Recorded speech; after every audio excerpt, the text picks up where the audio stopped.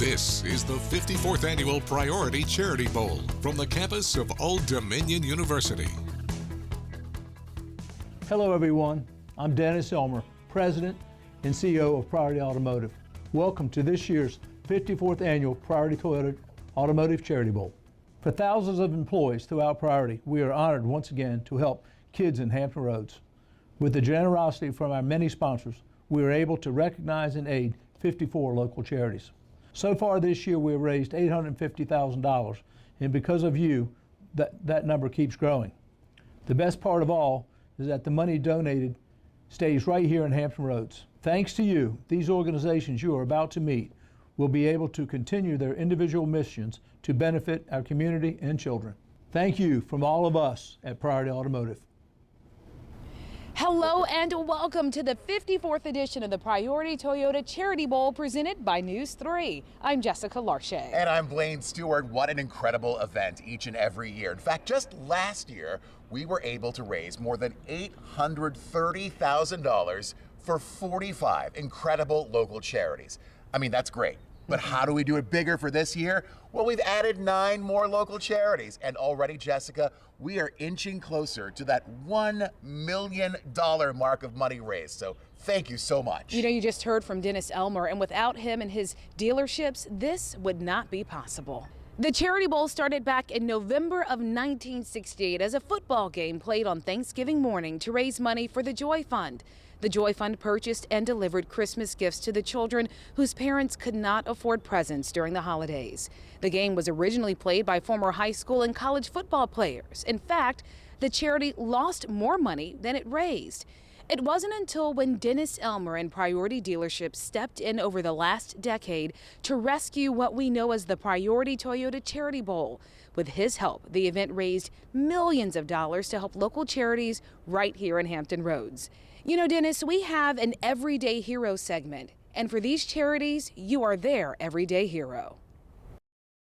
Now it's time to meet our first beneficiary. So, Blaine, you got to talk to a really special group in Norfolk. Yeah, I went to the Berkeley community in South Norfolk to meet up with a guy that a lot of people know as Coach Glenn. This is a man who has dedicated decades of his life, his blood, his sweat, and his tears, all to keep the kids in his community safe from violence.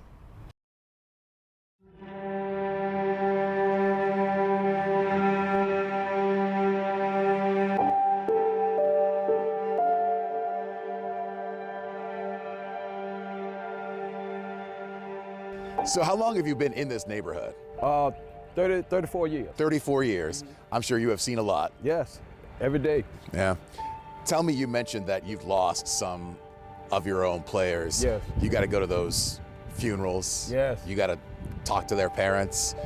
That's got to crush you. Yeah, that's the hardest thing of it all. Seeing a parent that's just crying, you can't do nothing about it. The pain that they feel, the pain that you feel, both of y'all trying to console each other, man, it's rough. It's rough on the heart. You can't prepare somebody for that. Not at all. No. Not at all. How you prepare? How are you going to prepare for, in front of all those people, knowing that this kid this same kid that's laying in that casket has given you, as a coach, is everything. And now you got to prepare. You got to get yourself up, ready to go see this. It's heartbreaking, it's heart-wrenching. What do you try to teach these kids outside of football or sports or cheerleading?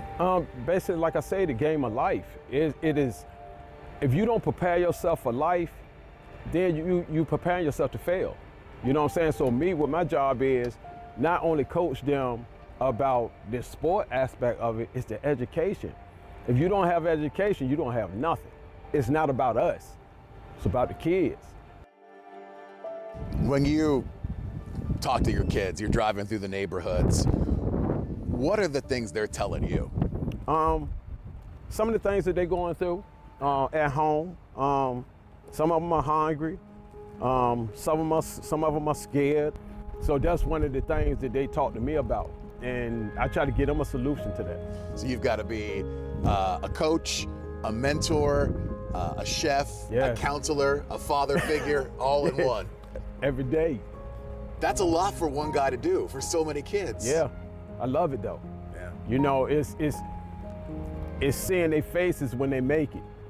You know what I'm saying? Like, I have a lot of kids that sign their college scholarships and they crying because they never saw themselves getting out of the community. They never saw themselves making it. But now they've made it. So that makes if they make it, I make it. It just let me know that my job is, you know, I'm not failing these kids. Do you ever stop and think, why am I doing this? No, I don't, because I know if I don't do it, it's gonna be more funerals. So it hurts so bad to your heart, but then at the same time, you know you got more to save. When you're talking about the priority two at a charity bowl and that donation, how far does that go? That's a big help? It's a big help, but it's, you know, you're gonna need more. I reward my kids to the utmost. You can't ask them to do all of this hard work and then you be selfish as a coach or a mentor. You gotta reward them also. You gotta want them to want to stay off these streets.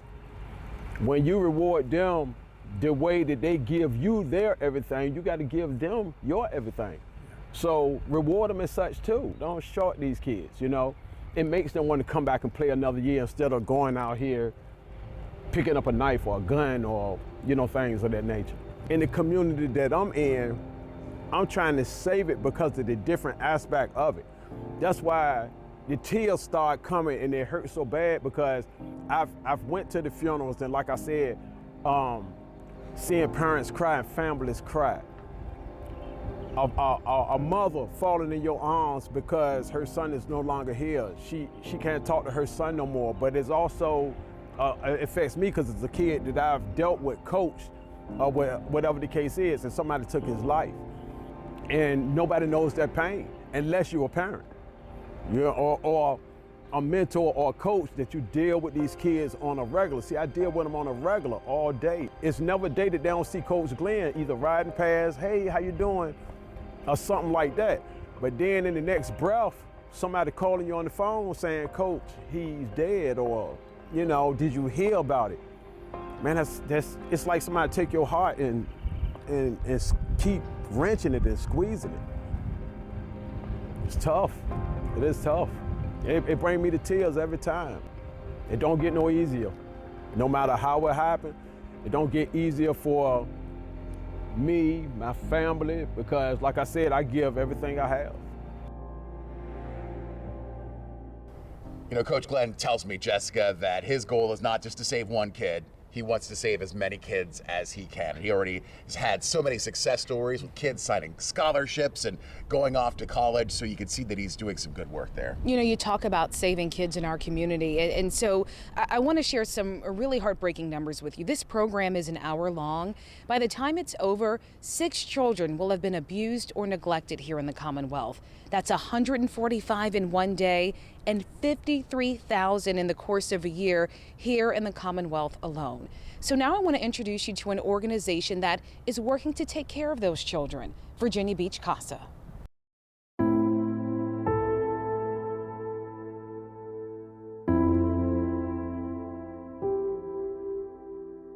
Every 81 minutes in Virginia, a child is abused or neglected. Neglect can be a whole variety of things. Inadequate supervision, medical neglect, inadequate housing or food, but we represent kids who have been both abused and neglected. There were nearly 53,000 instances of children being abused or neglected. Children are innocent, and children have no say in the circumstances into which they're born. And while we can't solve child abuse right now, and it does happen right here in Virginia Beach, I think our advocates, our staff, and our volunteers care the most about making sure no child goes through this horrifying situation without a trusted adult who can advocate for them.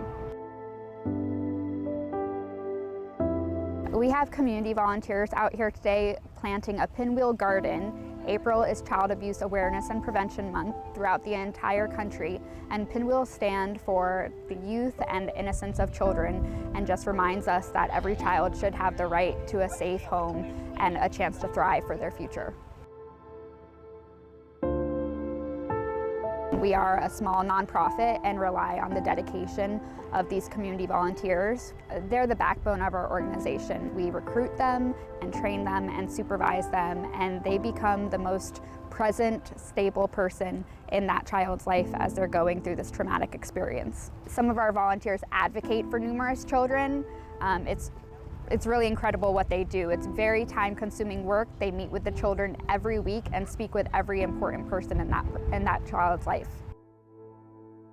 CASAs are really there to make sure that there is an adult who knows the very smallest details of each of these child's life. There are more children than any single guardian ad litem or social worker can become very familiar with. So the CASAs stand in that gap. The courts are extremely supportive and absolutely want the best for these children. Not only the courts, but our partners in the Department of Human Services and guardian ad litems all work as a team to ensure that these children are safe. We are a small nonprofit who rely on the generosity of our community members, our corporate partners, and the city itself, and we appreciate those donations. We absolutely welcome them, and every dollar that you donate goes directly to supporting these children. You can visit our website, virginiabeachcasa.org. We have so many more incredible stories to share with you on the 54th edition of the Priority Toyota Charity Bowl. And coming up next here on News 3, we've got a great story from Sports Director Mark Davis with a group of people casting it forward on the open water for the kids who need help. You're watching the Priority Charity Bowl on News 3.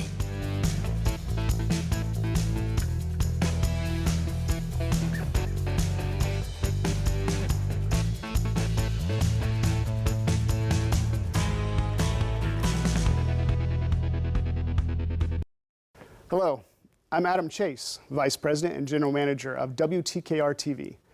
We are proud and honored to once again be a part of the 54th Annual Priority Toyota Charity Bowl. Despite the challenges of the last year, the event raised more than $840,000. This year, we are well on our way to hitting the $1 million mark. The best part, every penny stays right here in Hampton Roads to benefit the 54 different children's charities. Whether it's supporting families through pediatric cancer treatment or assisting children with special needs, thanks to your generosity, these local organizations will be able to continue their individual missions to benefit our community. Again, thank you from all of us at News 3 and Game On. Thanks, Adam. That's our boss. And he is right, too, because all of the money raised during this event stays right here in Hampton Roads. We're talking 54 charities doing some incredible work here at home. So let's meet another one. Mike and Joanne Roby. They created the organization Hooked on Hope when their daughter was diagnosed with cancer. News 3 Sports Director Mark Davis has their story. Childhood cancer presents numerous obstacles for patients and their families, but one local organization is giving them a chance to get out on the water, cast a line, and catch some memories, leaving all their problems back on shore, even if just for a little while. April 29th, 2015, a date that Mike Roby and his family will never forget. That was the day that we heard those words that, hey, your daughter has cancer. At that time, we didn't even know what that meant, but it really shook our world to the core. Several factors helping them get through that time, including their love of fishing. Something about being out on the water, you know, just that calmness and seeing, you know, Mother Nature and all the creatures it has, and it's just been really, really awesome. After 2.5 years of treatment, Mike's daughter, cancer-free, and now her battle has inspired him to help others navigating similar waters. Hooked on Hope was a dream of ours for several years, even before we were done with treatment, because we would always go out and do some fishing as a family together. Hooked on Hope's mission, providing fishing and fun for pediatric cancer families. Mike and his staff inviting those steering through their own battles to pick up a rod and set sail. It's been really, really fantastic to be able to kind of give this opportunity to other families that have been through our journey, just to give them something to look forward to other than a clinic visit or a hospital stay. Cancer is really tough, and it doesn't just affect the kid that's battling cancer. It affects the entire family, and that's why we do what we do. We want to give something for the whole family to be able to enjoy some time together. For that period of time, it's almost like cancer didn't exist. The Boyds are one of those families. Robert and Gina's son, Oliver, has lymphoma. It was August of 2021, and He had labored breathing, and we thought maybe he does suffer from asthma, that possibly he just had a bad asthma episode. So when we took him in and they did all the tests and they told us you would be staying overnight, even then I wasn't alerted. It wasn't until his oncologist said, we are 99% certain that he has lymphoma cancer, and you literally feel your world turn upside down. You know, we were talking about earlier how a lot of people don't know what to do or how to help you when you're going through this situation.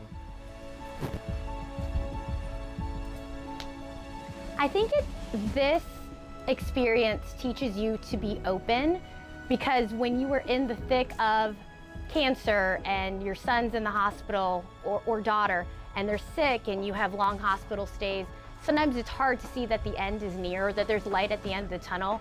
And people reaching out, there's so many opportunities and so many ways that you can find support, whether it's with Mike and Hooked on Hope, or it's a cancer support group at CHKD. But escaping the stresses of treatment with a day on the water, fun for all. For those 8 hours or whatever it was that we were on the water, it was just a beautiful day and just a chance for us to kind of get away from what has become our reality. It could be the mom, could be the dad, could be the siblings, and sometimes it's even the volunteers that are on the boats or on the events with us. And despite no fishing experience, Oliver, a natural. To my surprise, he continued to reel and fish the entire day, so that in itself I was kind of blown away by that. It was really fun. I had a great time.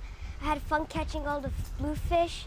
It was a pretty fun time, just chillaxing. Catching fish is a bonus, but when we see these moms or dads and the siblings catching these big fish that are even bigger than them, it's pretty amazing. A chance to calm the seas during life's rough waters, and hoping others will sail away from some of their own troubles, if only for a little while. You're not alone in this, because when it happens to you, you feel isolated, you feel like nobody understands, but then you build a community with other people. They're going out there catching memories together, whether it's the big fish on a line or just a hug at the front of the boat, just being together. Those are the memories they're gonna remember. In 6 years, Mike estimates Hooked on Hope has helped about 150 families fight through childhood cancer. And to learn more, visit our website at WTKR.com. In Virginia Beach, I'm Mark Davis, News 3. You're watching the Priority Charity Bowl on News 3.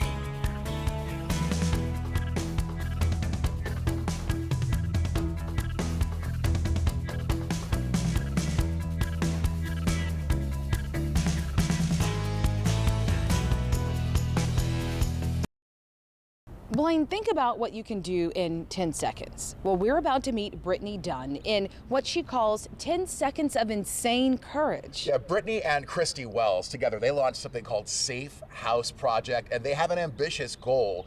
By the year 2033, their mission is to end human trafficking in the United States. Both of our husbands had just deployed, and we had 5 children under the age of 6. But we were struggling because we'd seen something that we just couldn't unsee. It was like we were stuck between two truths. Watching our kids run, giggle, and pick flowers, we knew they were safe and loved. But our minds were overwhelmed by the truth that hundreds of thousands of American kids are sold for sex every year.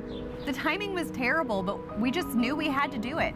We had to launch a national organization to combat trafficking and raise up an army of people to see child trafficking eradicated. 10 seconds of insane courage. That's all it took to launch Safe House Project. Are you in? So when we launched in 2017, it was in response to the fact that at that time, Health and Human Services estimated that 300,000 American kids are trafficked every single year. We see that the average age of entry into the commercial sex industry is 12 years old.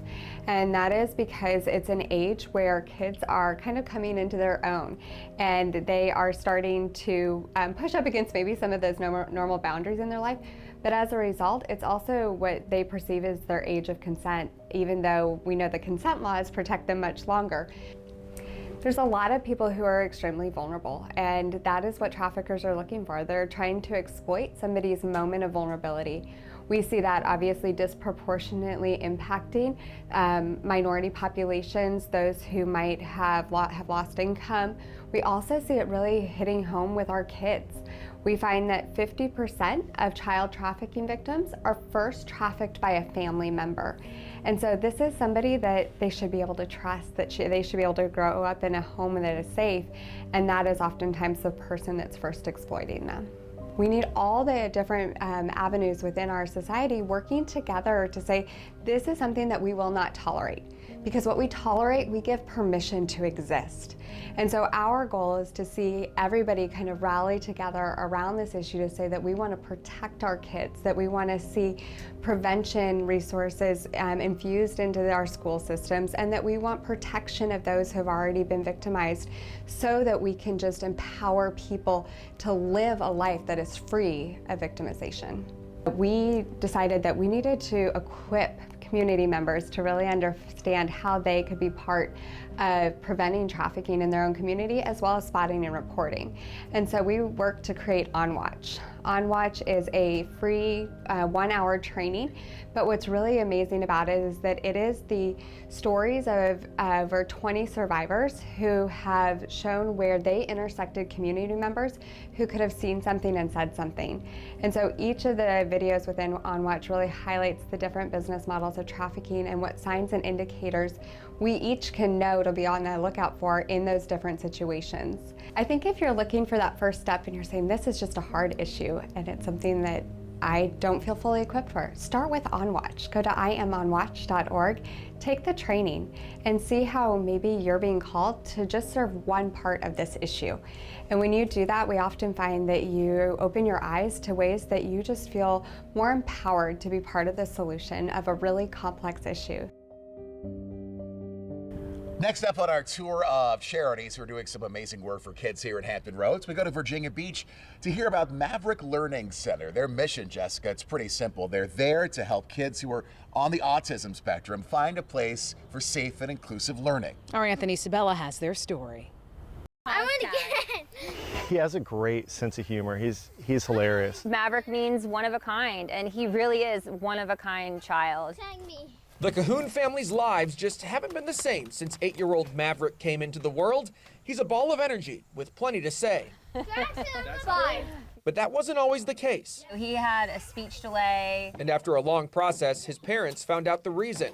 Just before he turned 4, Maverick joined millions of other children diagnosed with autism. When you can't understand your child and give them what they want, you know, it's tough. He's made plenty of strides since, but Josh and Megan Cahoon say school continued to be a challenge. Come on and get me. You really have two options. You have a self-contained classroom for the children, or you have an inclusion class where there may be a child or two with autism mixed in with typical learners. They say neither option fit Maverick's needs, which fell somewhere in the middle. Schools outside the public realm didn't check the boxes either. You can travel pretty far and find a great program, but there's such a need in Virginia Beach. She just kind of came to me one day and was like, why not us?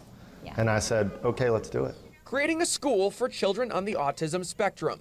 And they didn't have to look far for the name. We just got some signage put up, a small sign here. 6 months after making the decision, Maverick Learning Center is preparing to open on First Colonial Road, just north of Hilltop in Virginia Beach.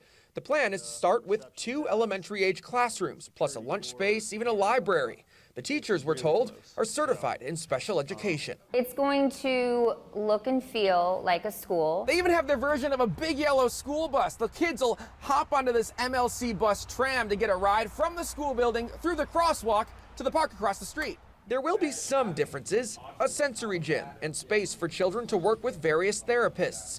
But opening a new school also comes with challenges. Construction is taking a while. We're waiting on permitting to finish the rest of the building. And then there's the cost. The Cahoons tell News 3 tuition for Maverick students is around $1,500 a month for 10 months. For many, simply out of reach. We have partnered with the Eliza Hope Foundation in order to provide financial aid. The Eliza Hope Foundation is a local organization aiming to meet the needs of all children diagnosed with autism, including Maverick. Over the weekend, the nonprofit's booth was just feet away from the Cahoons at a surfing event for the autism community. Leadership there tell us they're excited for Maverick Learning Center to open. Seeing some of the kids that transition from Eliza Hope into the elementary schools, some kids have a very hard time doing that, but I think this will be a niche for the children that need a little bit more help, and I think it's going to be amazing. And as far as they know, it's a niche an entire school has yet to fill in Virginia Beach. I've been looking. Now, with interest and support from the community growing, this family says they're charging forward. We're told Maverick Learning Center is scheduled to start the school year on time, at least in the parts of the building that are ready for kids like their little boy. I wanted to create a safe place for him and for kids like him, where they can come and they can STEM and they can be exactly who they want to be every day, and build a school for the non-typical student. A school for the one-of-a-kind. A school for the Mavericks. In Virginia Beach, Anthony Sabella, News 3. On March 25th in Virginia Beach, the Maverick Learning Center held its grand opening, welcoming children on the autism spectrum and their families. Each class in the First Colonial Road School has a licensed special education teacher who teaches reading and math. Right now, we're told it has room for 30 students and offers assistance for 3rd through 5th grade. During the day, kids can play in the gym area or enjoy sensory toys. The school's founder tells us after learning her son had autism and seeing how traditional school didn't work for him, she wanted to create a space that made him and other students feel welcome. Seeing the kids and the families and how much it's helped them, it's been amazing to watch these kids transform and feel safe in a place specifically designed for them. Ability Center of Virginia, created to positively affect the quality of life for persons with physical and intellectual disabilities and their families by creating greater independence, ability, and inclusion in the community. An Achievable Dream, a program dedicated to the belief that all children can learn and succeed regardless of their socioeconomic background. They develop independent, productive citizens through a social, academic, and moral education.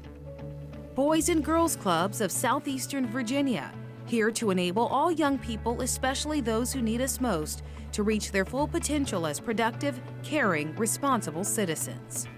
Chesapeake Bay Academy. Their mission is to educate students through academic programs, individualized to address their learning differences, empowering them with skills and confidence necessary for success in higher education, careers, and life.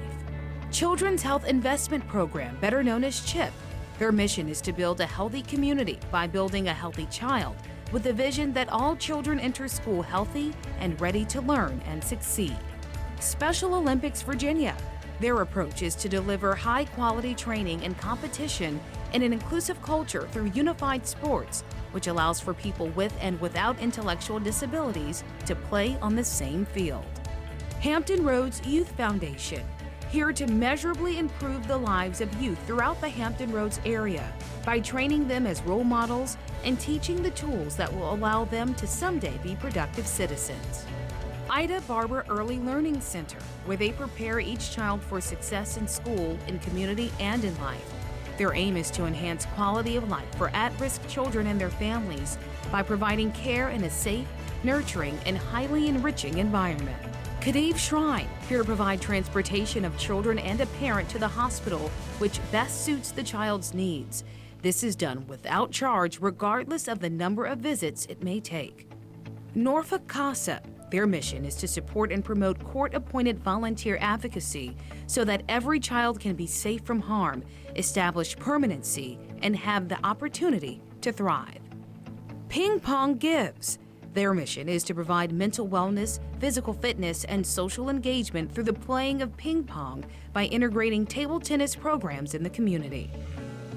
Samaritan House, whose mission is to foster personal safety, growth, and self-sufficiency in adults and their children through freedom from sexual and domestic violence, human trafficking, and homelessness.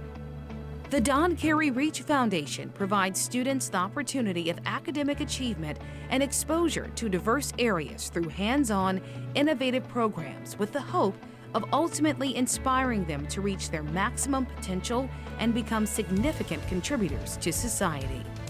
The Eliza Hope Foundation, whose mission is to provide a center that meets the individualized needs of children with autism spectrum disorder and other developmental delays. The River Ellis Foundation says they want to be there for people in our community faced with tragedies and unimaginable adversity every single day. Young Audiences of Virginia, with a mission to inspire and engage students in and through the arts. Curriculum is aligned with the Virginia Standards of Learning and tied to core classroom subjects. Arts for Learning offers an array of arts performances and workshops for children of all ages, creative visual learning, and professional development in arts integration techniques for educators. E3, Elevate Early Education, advocates for policy initiatives and state funds to be invested in early learning through 3rd grade. Their work focuses on improving equitable access to high-quality education for all children to build a strong foundation for later learning. The Sheriff Joe Barron Foundation.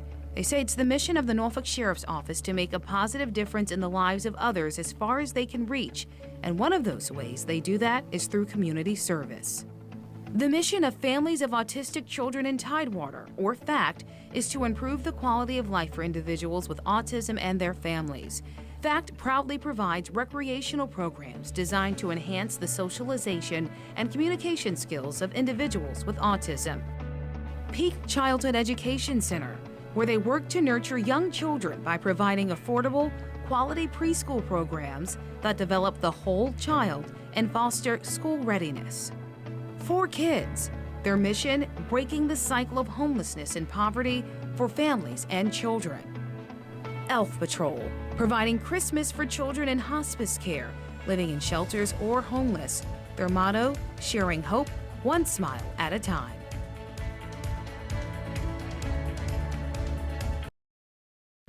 And welcome back here on News 3. Our next charity that we're spotlighting today, it's a great one. They're called EquiKids. Yes, they use equine therapy to help children and adults with special needs. EquiKids was founded in 1989 by a very small group of people who were dedicated to serving their community through equine assisted services.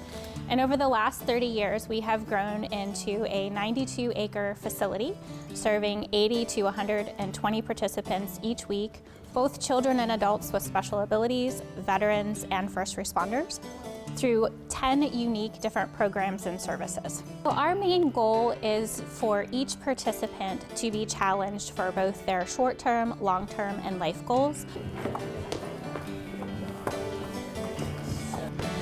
It is so empowering to watch our participants take control of a 1,400-pound animal. That is their time to shine. We refer to our participants as equestrian athletes because this is truly their sport. This is their opportunity to show others what they can do. And when they're on the horse, there's no differences. So disabilities are put aside. We focus on abilities and watching them shine. And as somebody who gets to watch all of that progression happen, it makes me so extremely proud, and I know I speak for the staff, volunteers, and family members, that when we see our participants hitting their goals, it's just so empowering and it makes our hearts smile. Come on, big boy. EquiKids is so thankful to the amazing herd of volunteers that we have who each week dedicate countless hours to serve our participants. Traditionally, it takes 3 volunteers to serve 1 participant, and when we're serving an average of 80 to 120 participants a week, that is a huge amount of helping hands that we need on the property every week to be able to do what we do. Our services simply would not be possible without the countless hours and dedication of our volunteer family. Braveheart is just one of our outstanding members of our current therapy horse herd.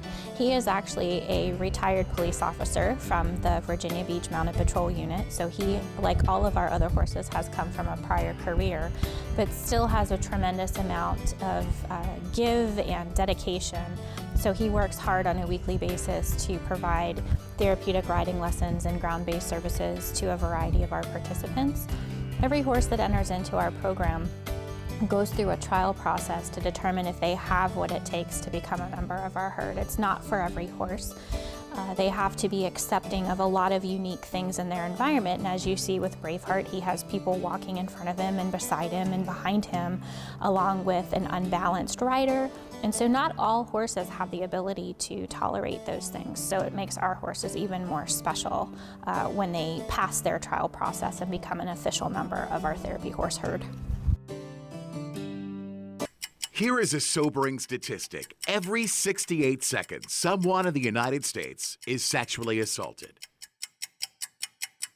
Volunteers with the group Fear to Freedom were at Christopher Newport University's Freeman Center in April, packing hundreds of aftercare kits to help sexual assault survivors in their recovery. The kits are free for children and adults. The kits include a full set of replacement clothes and a teddy bear called Freedom Bear. The teddy bear holds a special paper with a unique handwritten message telling the victim to remember what happened wasn't their fault. If you have been a victim of sexual assault, help is available 24/7. Call 1-800-656-4673. Aid Now. Aid Now exists to raise the quality of life for disadvantaged people domestically and internationally. Carrying this out by coordinating resources, facilitating community bonding, and providing hope through service. Bacon Street Youth and Family Services, creating healthier families and more resilient youth through evidence-based behavioral health and substance use services for adolescents, young adults, and their families. Center for Child and Family Services, providing quality counseling and support service, empowering people and families to improve their lives. Children's Assistive Technology Services, or CATS, accepting donations of gently used pediatric adaptive equipment, cleaning and refurbishing, and then providing it to children with disabilities who need it at no cost. 1,400 pieces of equipment provided last year served more than 1,000 children. Seton Youth Shelter. Green Run Collegiate Foundation, ensuring Green Run Collegiate students have equitable opportunities, experiences, and resources to successfully achieve their career and educational goals. Horizon Hampton Roads, an academic, cultural, and recreational program designed to encourage a diverse group of students from low-income families in Norfolk, Portsmouth, and Virginia Beach to realize their full potential. Judeo-Christian Outreach Center. JCOC empowers homeless families, people, and veterans to recover from crisis situations and return to being self-supporting, productive, and independent members of our community. Life rolls on, improving the quality of life for young people impacted by spinal cord injury through adaptive surfing and skating that can inspire infinite possibilities beyond paralysis. Old Dominion Athletic Foundation, raising financial support used by the president to enable students in financial distress to remain in school. Recovery for Life, rescuing and empowering children, teens, and adults seeking freedom from addiction. Rock Solid Foundation, every child, every family, everywhere. The mission is to build hope for every child and every family fighting pediatric cancer. Tidewater Friends of Foster Care, striving to ensure that all children in the foster care system have the opportunity to thrive.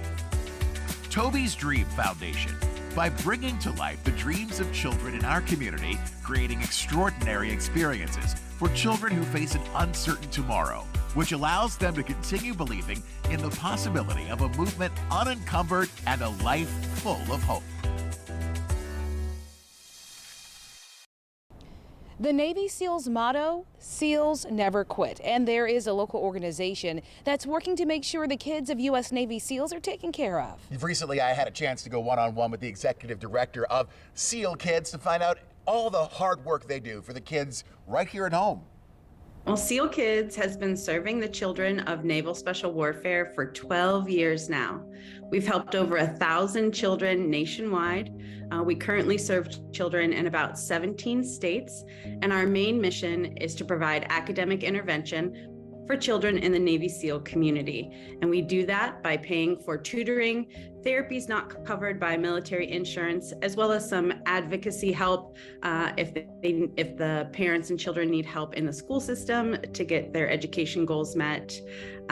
So we walk alongside these families to make sure that their children graduate on time and they receive the academic support that they deserve. These families sacrifice for us daily, and we're here to make sure that the children succeed.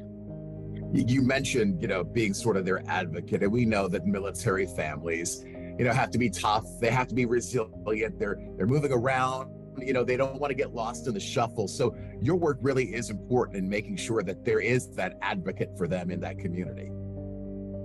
Absolutely. As you're probably aware, military children will move more than 6 times before they graduate high school, right?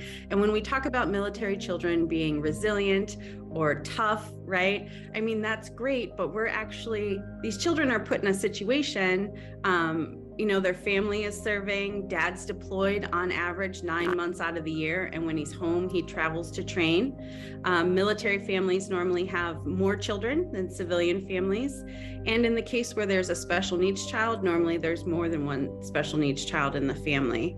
And so there's already an overflowing cup of challenge that these children face being part of the military family. But now, if there's a struggle in school, right, that's a lot for any family or any child to deal with. And we consider it an honor that we're able to support these children by providing the extra tutoring that they need, the extra therapies that they need, and paying for special education advocates to make sure that their goals are met in the school system. SEAL Kids is 100% supported by donations and gifts from the community. We have events throughout the year across the U.S. We're going to have our very first golf tournament on June 12th. They are in Virginia Beach at Virginia Beach National. So we hope people will sign up. They can go to sealkids.org to take part in our golf tournament. SEAL Kids doing some amazing work. She mentioned that golf tournament coming up real soon, one way to get involved. So we've got great charities. We've also got some great football. Jessica, after all, this is the longest running charity football game in the country. We're talking 54 years. So how is ODU's team shaping up for the spring game? Zach Staten tells us. All right, Blaine and Jessica, thank you very much. Spring football in the books for Old Dominion with Saturday's Priority Charity Bowl spring game. And while the attention will eventually turn to stats and starters as the 2023 season approaches, one thing is clear with this year's edition of the Monarchs. They are a team with a united pursuit. Every meeting we break with DDT, dangerous, disciplined, and together. If that is the battle cry for 2023 Old Dominion football, then Saturday's spring game, par for the course. But I thought the guys played hard. I thought the guys played physical, bought into what we're trying to get done. And so in general, I was very excited about it. Javon Harvey had the dangerous part nearly covered by himself. The Lake Taylor product showing he's more than ready to assume a top receiver spot. It's fun. It's just coming out here competing. I feel like it's an opportunity to lead my group, lead this offense and this team as a whole. The second part of that motto, determined. A team filled with new faces, a new offense, and a new quarterback competition focused on one thing, moving past a 3-9 2022. We have so much depth right now. I mean, we could put anybody on the field, and I'm confident that 100% that they're going to compete to the best of their ability and be just as good. But the unity is the biggest takeaway from Saturday's game. Both defensive players and those on the offensive side agree. There's a new energy around the silver and blue. This is the closest we have been since I've been here at Old Dominion. It's just a sense of together. We became more together as a team. This team's as tight as I've ever seen a team. This group, we've really been together since Coach Ronnie's first year in 2021. So for all of us, we have come together like so close this offseason. An ODU team validating that motto of dangerous, determined, and together. With one spring game giving hope to Monarch fans that its 2022 struggles are long gone. Leaving that in the past and knowing a place we don't want to go again. And another sign of the team growing closer than ever after the game, Jack Shields, a former walk-on and one of the players involved in the quarterback competition, earned himself a surprise scholarship offer from head coach Ricky Ronnie. A memorable Saturday for him. I'm Zach Staten. Let's send it back to Blaine and Jessica. What another amazing year. 54 years now and 54 incredible local charities being helped with today's game. Our community has raised a groundbreaking amount of money to help these charities continue their mission, and for that, we say thank you. If you'd like to learn more about all the charities supported here, you can head to WTKR.com. From all of us here at News 3, I'm Jessica Larche. And I'm Blaine Stewart. Thanks for watching. Sorry to pick up.